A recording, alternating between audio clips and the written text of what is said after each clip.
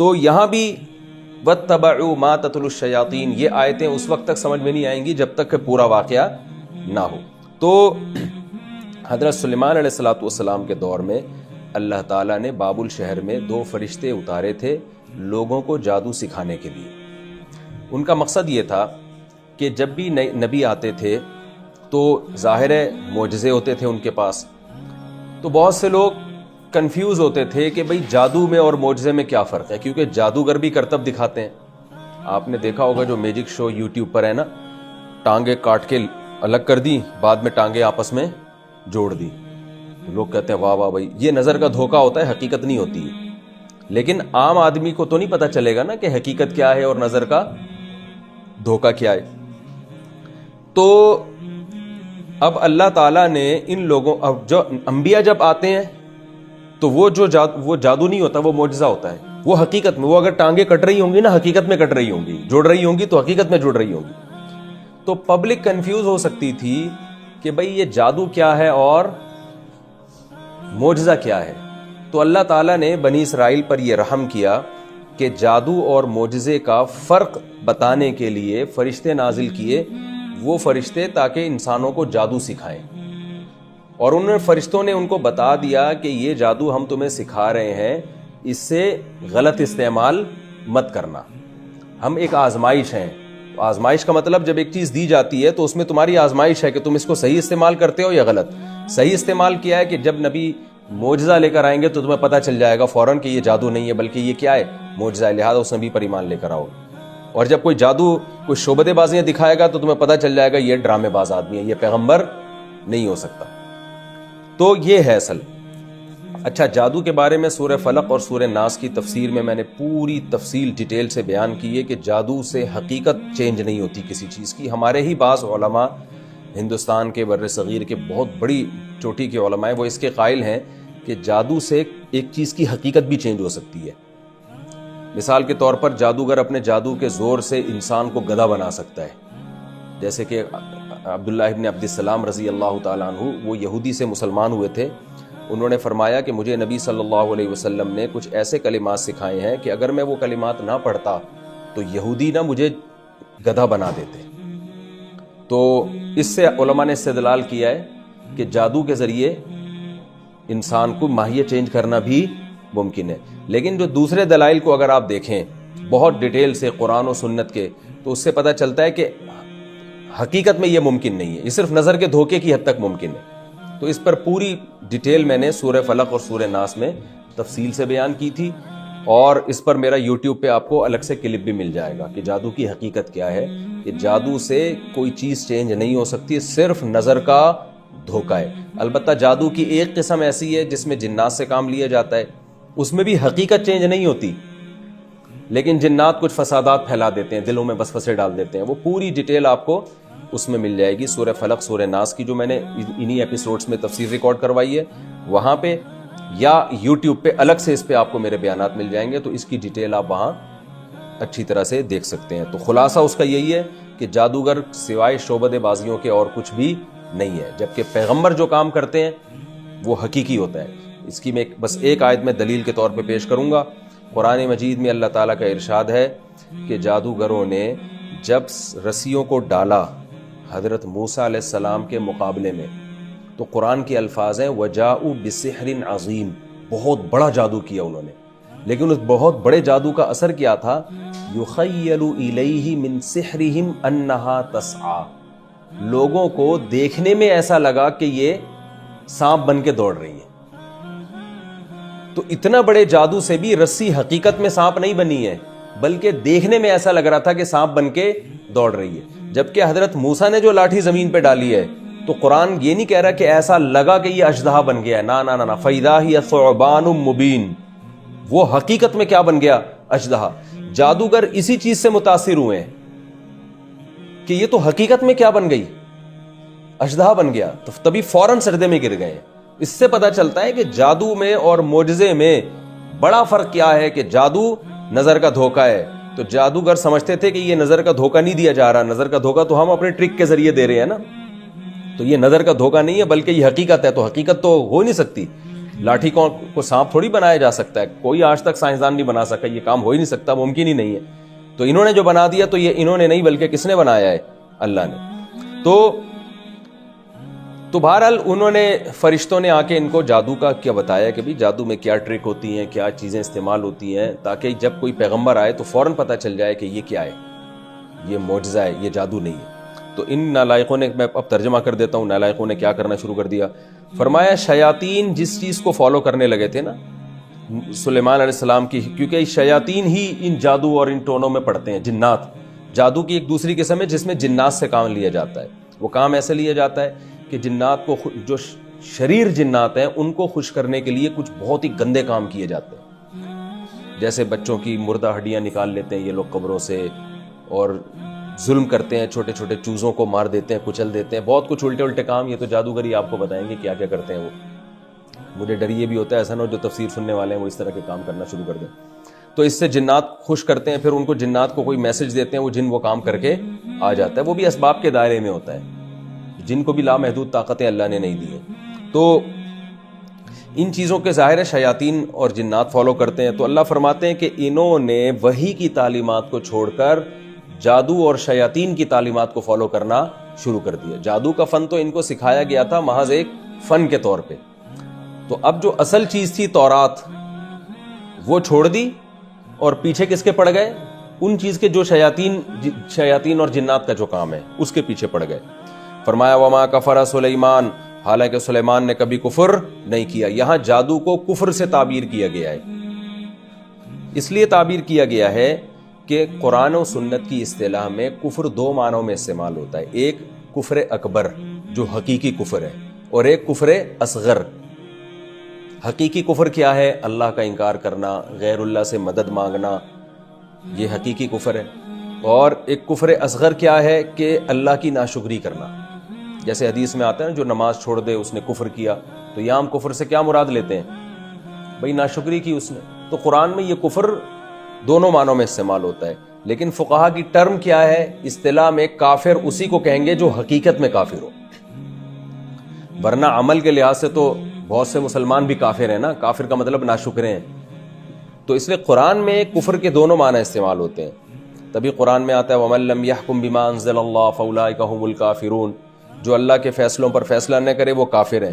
تو اس لحاظ سے تو ہماری ساری عدالتیں کافر ہو گئیں, ٹھیک ہے نا. کون قرآن و سنت پہ فیصلہ کر رہا ہے؟ تو یہاں بھی کافر سے کیا مراد ہے؟ ناشکرے لوگ ہیں. تو یہاں بھی اللہ فرماتے ہیں سلیمان نے کفر نہیں کیا. تو اگر کفر سے حقیقی کفر مراد ہے تو اس سے وہ جادو مراد ہے جس میں انسان شرکیہ کلمات پڑھتا ہے. تو سلیمان علیہ السلام یہ جادو نہیں کیا کرتے تھے. اور اگر اس سے چھوٹا کفر مراد ہے تو اس کا بھی یہی مطلب ہے کہ اگر جادو میں شرک نہ بھی ہو تو بھی وہ کیا ہے؟ حرام اور گناہ کبیرہ ہے. جادو جب کیا جاتا ہے نا تو اس میں کبھی شرکیہ کلمات کہے جاتے ہیں, کبھی شرکیہ کلمات نہیں ہوتے. تو دونوں قسم کے جادو اسلام میں حرام ہے. چاہے وہ شرکیہ کلمات والے ہوں اس سے تو کافر ہو جائے گا انسان, اور شرکیہ کلمات نہیں ہے تو اس سے کافر تو نہیں ہوتا لیکن کبیرہ گناہ کا مرتکب ہوتا ہے. اور تمام علماء کا اس پر اتفاق ہے کہ جادوگر کی سزا اسلام میں قتل ہے. تبھی سعودی عرب میں یہ سزا نافذ ہے. وہاں کوئی پتہ چل جائے نا جادو کرتا ہے فوراً اس کی گردن اڑا دیتے ہیں. فرمایا وَلَٰكِنَّ الشَّيَاطِينَ كَفَرُوا, جنات تھے الٹے کام کرتے تھے, يُعَلِّمُونَ النَّاسَ السِّحْرَ, جو لوگوں کو کیا سکھاتے تھے؟ جادو. تو یہ جنات سے بھی انہوں نے جادو سیکھنے, یہ جو شیاطین سے ان لوگوں نے جادو سیکھنا شروع کیا. اور دو فرشتوں کو بھی اللہ نے نازل کیا. تو جنات سے تو جادو انہوں نے خود سے سیکھنا شروع کیا, جو شر ظاہر ہے وہ تو شر کا ذریعہ بنا. اور فرشتوں سے جو جادو سیکھنا شروع کیا وہ اللہ نے ان آزمائش کے لیے بھیجے تھے تاکہ ان کو جادو اور معجزے کا فرق پتہ چل جائے. فرمایا اور اس چیز کو بھی فالو کرنا شروع کیا انہوں نے جو دو فرشتوں پر نازل کی گئی بابل شہر میں, ہاروت اور ماروت. وما يعلمان من احد, چونکہ یہ فرشتے تھے تو یہ جب بھی کسی کو جادو سکھاتے تھے تو یہ کہتے تھے انما نحن فتنۃ, ہم محض ایک آزمائش ہیں, فلا تکفر, آپ نے کفر نہیں کرنا. کیا مطلب؟ اس جادو کو استعمال نہیں کرنا ہے, جادو کو استعمال نہیں کرنا. یہ جادو کرنے کے لیے نہیں بتایا جا رہا, حق اور باطل میں فرق کے لیے سکھایا جا رہا ہے. اس کی مثال ایسے جیسے آپ کسی کو کسی باطل مذہب کے بارے میں بتاؤ, یا آپ کسی خفیہ ایجنسی کو جوائن کر رہے ہو اور اس میں آپ کو چوروں کے طریقہ واردات سکھایا جا رہا ہو کہ چور کس کس طریقے سے چوریاں کرتے ہیں, تاکہ آپ یہ علم سیکھو اور چوروں کا پکڑنا آپ کے لیے آسان. آپ نے وہ جب 20 طریقے چوری کے سیکھے تو آپ نے کہا زبردست یار, اب میں تو باقاعدہ چوری کا ایک ڈپارٹمنٹ کھولتا ہوں, ادارہ کھولتا ہوں, ٹھیک ہے نا, اور اس میں اب تو میں چوروں کو اسپیشلسٹ بنا سکتا ہوں. آپ نے اپنا پورا بزنس شروع کر دیا اس کو. تو یہ کہا جائے گا کہ آپ کو جس مقصد کے لیے یہ علم سکھایا گیا تھا, آپ نے اس کو غلط چیزوں میں استعمال کرنا شروع کر دیا. اللہ فرماتے ہیں وما یعلمان من احد, وہ فرشتے ہر ایک کو یہی بتایا کرتے تھے انما نحن فتنۃ, ہم محض ایک آزمائش ہیں, فلا تکفر, آپ نے کفر نہیں کرنا. فیتعلمون منہما, ان کم بختوں نے کیا کیا کہ ان فرشتوں سے وہ چیز سیکھنا شروع کر دی ما یفرقون به بین المرء وزوجہ, کہ جس کے ذریعے میاں بیوی میں جدائیاں ڈالی جاتی ہیں. ان کو اب جادو کے طریقے آ گئے تھے, تو جادو کے ذریعے سے میاں بیوی میں طلاقیں ڈلوانا. تو فسادی لوگوں کو شادیاں کرانے کا شوق کم ہوتا ہے, طلاقیں ڈلوانے کا شوق زیادہ ہوتا ہے. اب اس سے آپ کو میری فضیلت کا بھی اندازہ ہو گیا ہوگا کہ میں شادی پر بہت تفصیل سے بیان کرتا ہوں. تو اللہ نے طلاق کو برا عمل قرار دیا ہے. اس سے خود بخود پتہ چلتا ہے کہ ایک چیز اگر بری ہے تو اس کی اپوزٹ کیا ہوتی ہے, اچھی ہوتی ہے. تو اس سے آپ مجھے بھی شاباش دیں کہ مفتی صاحب ویل ڈن, زبردست, آپ تو لوگ کہتے ہیں شادیاں کرو.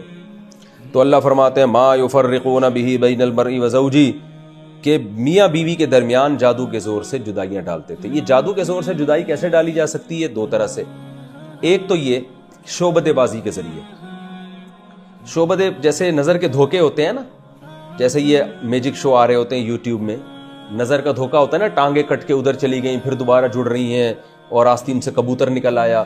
تو نظر کا دھوکا کر کے بیوی کو ایسی چیز دکھائی جا سکتی ہے جس سے وہ شوہر کے بارے میں غلط فہمی کا شکار ہو جائے. حالانکہ وہ شوہر نے وہ کام کیا نہیں ہوتا, لیکن عورت کو نظر کا دھوکا ہوتا ہے. بھئی ایسا منظر دکھا دیا, وہ حقیقت میں نہیں ہے, کچھ کنفیوژن پیدا کر دی. یا بیوی کے بارے میں شوہر کو ایسا منظر دکھا دیا, وہ حقیقت میں نہیں ہے, لیکن شوہر کو نظر کا دھوکا ہو گیا. کچھ ایسا اس نے سین بنایا کہ اس سے شوہر کے دل میں بیوی کے بارے میں غلط فہمیاں پیدا ہو گئی. یہ بھی طریقہ ہے. دوسرا مسمرزم بھی جادو کی ایک قسم ہے کہ دماغ کو جو ہے نا کیا کر لیتے ہیں, مسمرزم کے ذریعے قابو کر لیتے ہیں, پھر اس دماغ میں اپنی مرضی سے خیالات ڈالے جاتے ہیں. تو اس طرح سے بھی غلط فہمیاں پھیلائی جاتی ہیں. اور تیسرا طریقہ جادو کے ذریعے, جنات کے ذریعے بھی کام لیا جاتا ہے. وہی جو میں نے آپ کو بتایا کہ وہ کچھ جنات کو خوش کرنے کے لیے کچھ الٹے کام کیے جاتے ہیں, پھر ان کو کوئی میسج دیا جاتا ہے, پھر وہ جنات جا کے غلط فہمیاں پھیلانا شروع کر دیتے ہیں. سمجھ رہے ہیں؟ اس لیے میاں بیوی کو چاہیے کہ آپس میں جو ہے نا ایک دوسرے سے بلا وجہ بدگمان نہ ہوا کریں. چھوٹی موٹی چیزوں سے لوگوں کا کام کیا ہوتا ہے, لڑوانا ہوتا ہے. تو وہ اپنی ضرورت کو دیکھ کے, بلکہ میں تو لوگوں کو یہ مشورہ دیتا ہوں کہ میاں بیوی کو چاہیے کہ اپنی ازدواجی زندگی میں کسی تیسرے کو گھسنے ہی نہ دیں, کسی کو بھی دخل اندازی کی اجازت نہ دیں, حتیٰ کہ اپنے قریبی ترین رشتہ داروں کو بھی نہیں. تو کامیابی زندگی گزرے گی. آپ نے کسی کو زیادہ لفٹ کرانا شروع کر دی تو خیر کا آج کل غلبہ کم ہے, شر کا غلبہ مارکیٹ میں زیادہ ہے. وہ الٹی باتیں کر کے آپ کے گھروں کو کیا کر دیں گے, فساد ڈلوا دیں. تو اس حادثے سے بھی پتہ چلتا ہے کہ یہ کوئی اچھا کام نہیں ہے. اللہ فرماتے ہیں میاں بیوی میں لڑوا دیا کرتے تھے اور طلاقیں دلوا دیا کرتے تھے. وما هم بضارین به من احد الا باذن اللہ. اب ایک اشکال کا جواب ہے کہ اچھا جادوگروں کے پاس اتنی طاقت ہوتی ہے کہ طلاقیں بھی ڈلوا دیتے ہیں, تو پھر تو اب لوگ تو جادوگروں کو بڑا پروٹوکول دیں گے نا کہ یار جیسے مرضی ہیں لیکن پاور بہت ہے. تو اللہ فرماتے ہیں کوئی پاور نہیں ہے, اللہ کا اذن ہوتا ہے بعض دفعہ تو جادو کامیاب ہو جاتا ہے. تو اس میں اللہ کے ارادے کا دخل ہوتا ہے, اس لیے ان کو زیادہ پاورفل سمجھنے کی ضرورت نہیں ہے. دیکھیں ہر کام اللہ کے اذن سے ہوتا ہے نا, لیکن ہر کام میں اللہ نے یہ نہیں بتایا کہ اللہ کے اذن سے ہوتا ہے. ہوتا تو ہے.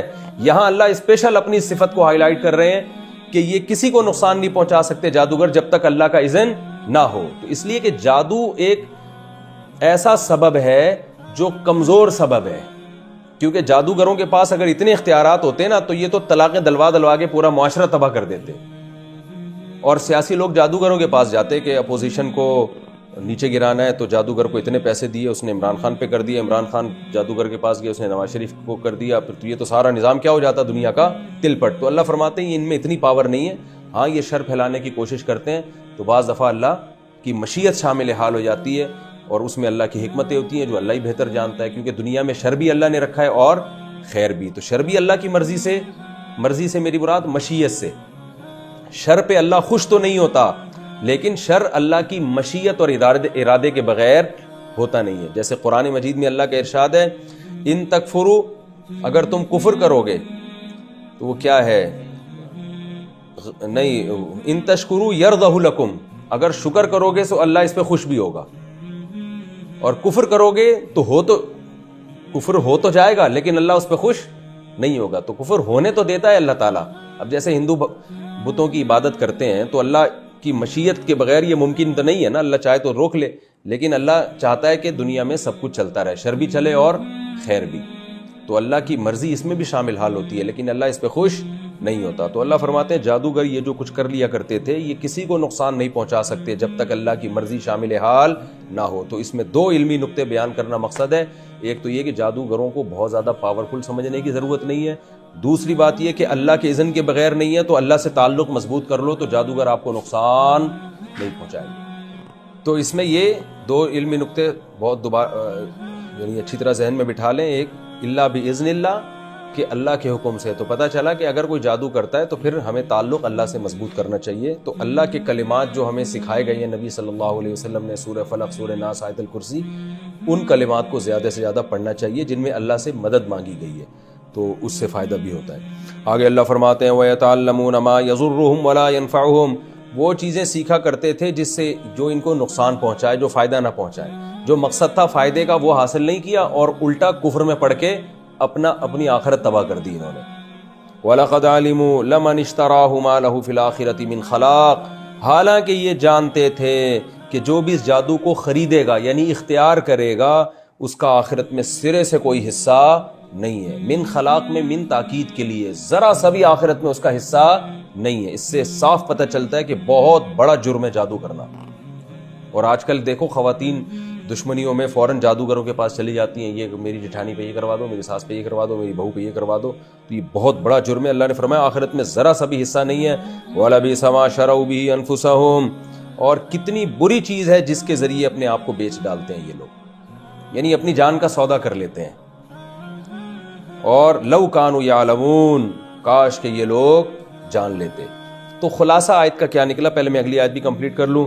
وَلَوْ أَنَّهُمْ آمَنُوا وَاتَّقَوْا، اگر یہ اہل یہود ایمان لاتے، تقوی اختیار کرتے، لَمَثُوبَةٌ مِّنْ عِندِ اللَّهِ خَيْرٌ، تو آخرت میں جو ان کو ثواب ملنے والا تھا وہ اس دنیا کے چند ٹکوں سے بہت بہتر تھا.